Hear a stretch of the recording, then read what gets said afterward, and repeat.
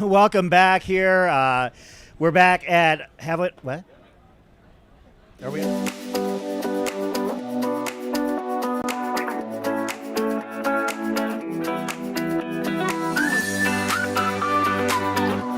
I'm Chris Ward, as well as two guests here on our couch. And you two are no strangers to this race. You've both had some semblance of success. One of you is defending a golden ticket. Yep. And the other is in search of their first. We have Melissa Ostaszewski and Riley Brady. Welcome to the couch. Thanks for joining us. Thanks for having us. Glad to be here. How's it going?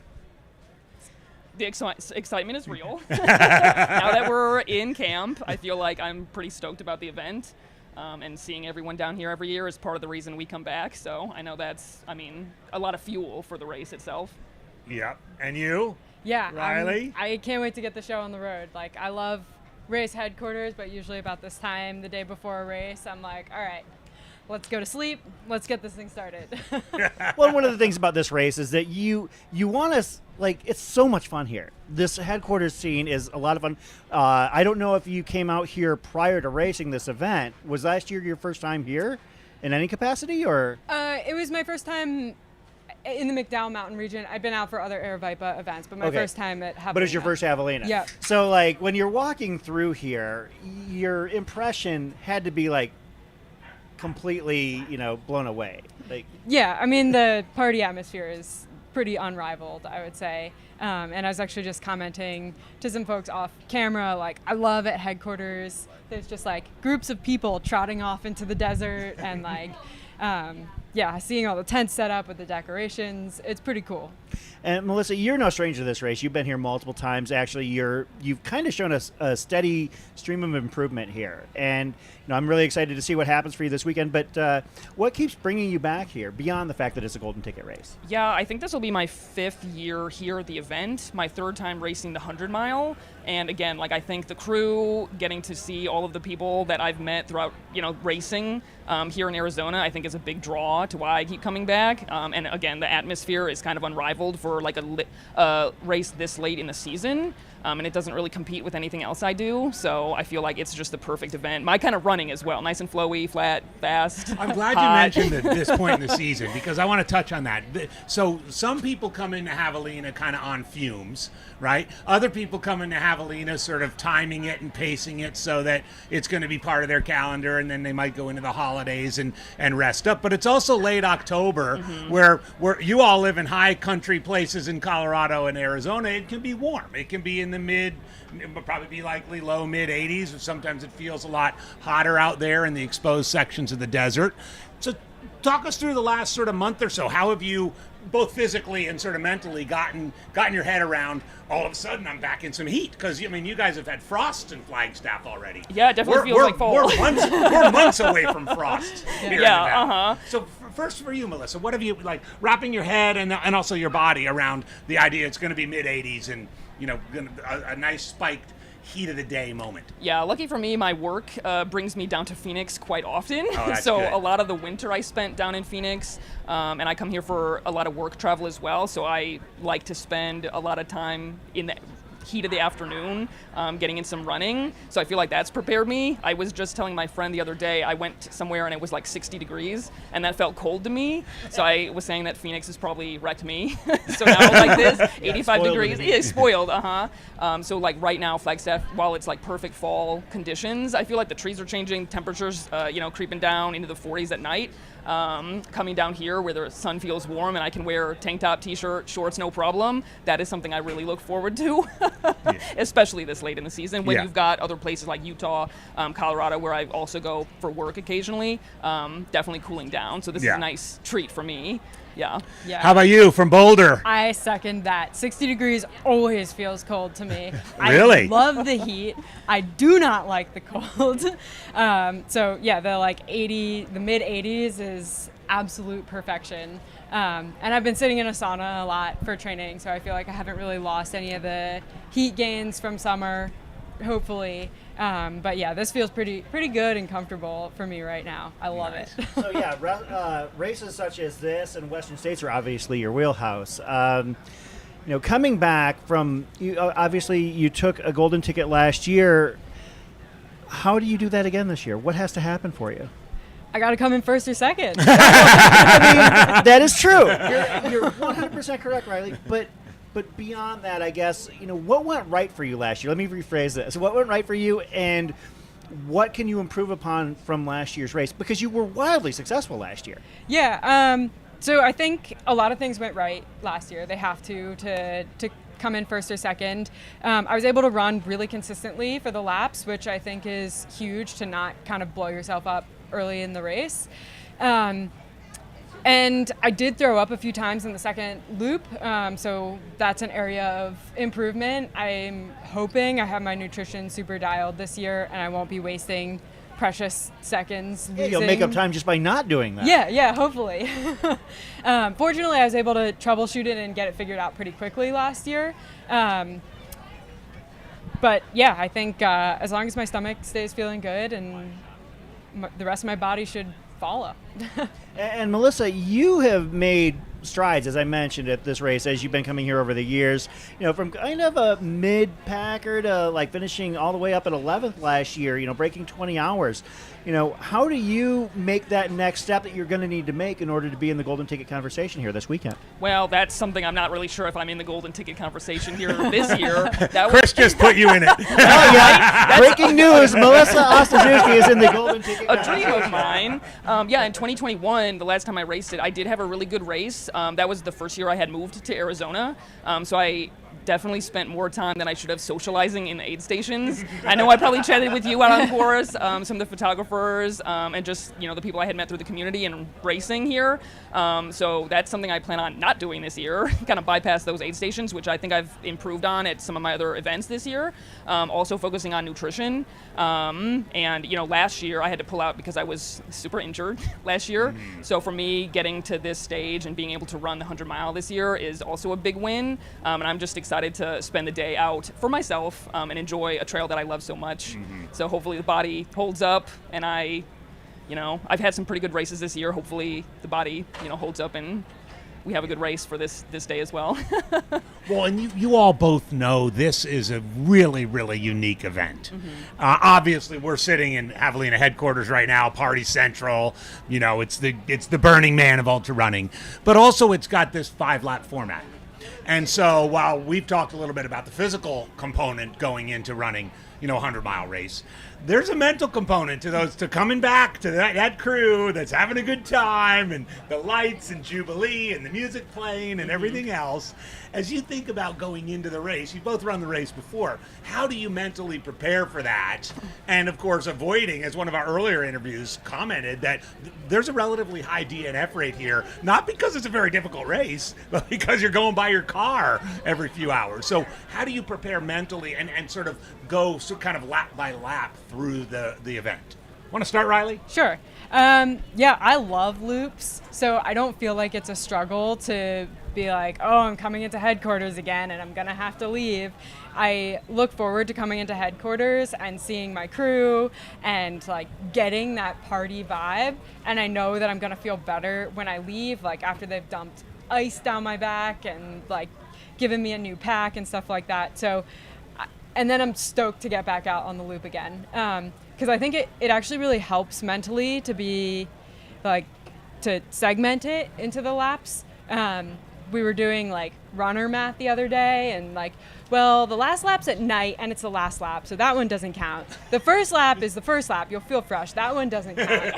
And then you get your pacer in the the fourth lap, so that one basically doesn't count. You're running like two laps. That is fantastic. That math is right great there. runner math right there. Yeah. Basically distilled a 100-mile run into a 40-mile Exactly. jaunt out in the desert. Exactly.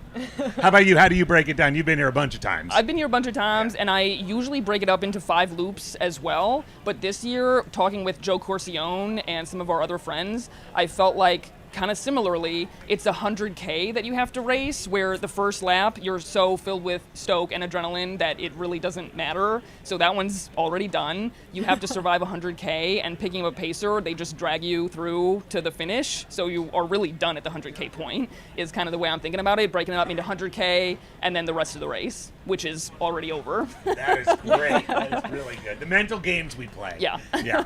I'm just so impressed that I have learned, after being out here a decade, a whole new way to look at this race. Because frankly, it's not a 100-miler. It's basically 100K. It's 2 laps. Right? No, I love that. I love that. But that's one of the beautiful things about this race, is that everybody can approach it in their own way and obviously have success. Whether you look at it, whether it is as 5 segments or in 20 segments of station to station. Obviously, there is a way that everybody can find a way to succeed out here. One of the things that I know that Melissa has experienced, simply being out here as crew or volunteering or pacing, in addition to being, and maybe Riley, you haven't, but what are you looking forward to outside of the actual race itself, being out here? You want to start with Melissa? What else am I looking forward to outside of the race? Or outside of the Outside of the running. Outside of the running. Outside of the running. Yeah, this year is special. So I'm part of the Nike Performance Running Econ team, and I actually have a lot of coworkers, and they're racing across the 100-miler, 100K, and the 31K. And this will be some of their first 100K distance, 31K distance, and some redemption runs thrown in there with the 100-mile. So I am just super stoked that we've got a really incredible crew out here to all enjoy the same event. And I'm really glad that they're here to support all of us out in Arizona. So I think that'll be something that's different this year, just having some new faces to the ultra running scene who were just as stoked as I was when I first came here. Yeah. So I think that'll be really, really something special for me to think about as I'm making my way around the loop. Nice. Riley, what are you looking forward to? I am pretty stoked to have my crew out here. I know they have a group costume planned that I don't know. You don't know what it is? So I'm pretty excited to see what they came up with. I have high expectations. And then I have a costume for the day after the race, so I'm excited to dress up for that as well. Nice. I'm out on Sunday. On perhaps. Sunday, Perfect. I have a Riley specific Absolutely. question. Pardon me just for a minute, because I am such an unapologetic Western States geek that anytime I have a chance to sit down and talk with a golden ticket winner, I want to know this answer to this question. So Craig, my good friend Craig Thornley, race director, has made it a custom. He can't get to every golden ticket race, but he gets to most of them and greets finishers at the finish line and more or less presents them with a golden ticket. I think most people know that. When you finished in that golden ticket spot last year, how long did it take for you to decide to say yes? 0 minutes. That was Yes! the goal the whole time. So Right, and Jubilee's there congratulating. Usually Yeah. Craig is sort of standing behind. He came right up, and at that point you were like, yep. yeah, pretty much. I love Yeah, it. it was funny because he was like, "I'm Craig," and then went on to say, "Craig Thornley, the Western States race director." I was like, "I know who you are. My brain is just moving a little slowly." I know who you are, and yes. Yeah. There's something nice about it, too, where you can, it's late October, and you can then start planning. You can book your Airbnb or whatever. You can map out your training 8 months ahead of time, or so forth. So obviously there's an incredible excitement in getting the golden ticket, but there's also sort of a mental framing that's like, well, I know what I'm doing for the next 8 months. It's definitely nice to watch the rest of the golden ticket series unfold and be like, From your couch, maybe with a beverage in hand. watching Y'all the have live fun stream. at Black Canyon. Well, no, and there's something to be said for that, just from a practicality standpoint, because you were talking about Airbnb. You're a 6-week head start on everybody On all else the in lottery terms of people, trying yeah. to figure out where you're going to stay. not this year with Grindstone. Yeah, They're they've beating us already- to the punch, Well, there's a and couple. CCC. Yeah. Fair. But as far as versus the lottery, where people are gonna all find out en masse and all of a sudden hit the hit the web to try and find spots. A golden, as you can probably attest from last year, a golden ticket gives you a license to start searching a little bit earlier. Yeah, that's true. Would you accept it if you finish in that position? Oh, there is no question of that ticket. You'll know who Craig is too. Yeah, absolutely. I got 6 years worth of tickets. Yeah, you're pretty much into the point where it's getting real now. Yeah, no, right. trust me, as somebody who's 5 and myself, it is to that point where you're watching the lottery that first Saturday in December, and you're like, it's going to happen soon. Yeah, it could be me, Absolutely. Let's talk gear. I know our viewers and listeners are interested in that. You mentioned Nike shoes. Kind of what sort of kit you go with, especially is it vest or handhelds or headgear, sleeves, cooling strategies. Why don't you go first, Melissa, as an Arizonan at least? Yeah. What are you going for with shoes? For the shoes, I've had massive success with a road shoe out here for all my racing out here, so I think I'll be wearing an Invincible 2. I also have the Ultrafly that just launched, and I'm thinking about wearing that for potentially the last lap. We'll see. And then for gear, Aeroswift shorts, Aeroswift tank top, and a pack with, I guess, just some flasks, maybe an extra flasks for some treat Coke during maybe lap 3.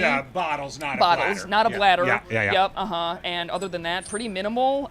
Shield sunglasses. And all of my apparel is going to be, super lightweight. When I drench myself in those ice buckets at the aid stations, I don't want 900 pounds extra. Yeah. So it's going to be fast drying, just super, fast wicking and cooling. So I think going to go very minimal, as least amount of weight as I can carry Nice. with everything that I need. That's great setup. Yeah. How about you, Riley? Yeah, so I'm probably going to be wearing the exact same clothes that I wore last year. Well, I would. I'm surprised you brought you. Yeah. So I got my black spandex shorts with the pockets, just like a light gray t-shirt. Solomon pack, I firmly believe that their packs are the best. Unless other companies start ripping them off, nobody else compares. Probably going to be wearing the Nike Ultrafly shoes. They're pretty comfy, have good energy return, some sunglasses. That's for that. Actually, I was going gonna- to go with the Ultrafly the whole time. You're thinking. Yeah, I don't like to change shoes. Okay, I yeah. have backups just in case, but my feet are usually fine, and it just seems like, especially in a dry race, time I don't need to take to swap them out. So. I wanted to say, actually, when we were talking about gear, I made this realization because they were both having them on the top of their heads, and I've noticed this at races that I've seen them. They have very distinctive eyewear. Let's see. Yes, Here we go. they are totally these two mean business when they're out there. And I can recognize them from a long distance Game away. face. You can't see what we're thinking about. That's That's right. true. Yeah, you're surveying the landscape to figure out what's gonna go down. So Riley, Melissa, thank you very much to the two of you for joining us here this afternoon. We've had a blast. Obviously, I've known Melissa for a while. This is the first time getting the chance to talk to you, Riley. Best of luck to the two of you this weekend. Hope you hit your goals and have a great time out there. Thanks a lot. It was great to chat with you. Yeah, thank you. Thanks so much for having us.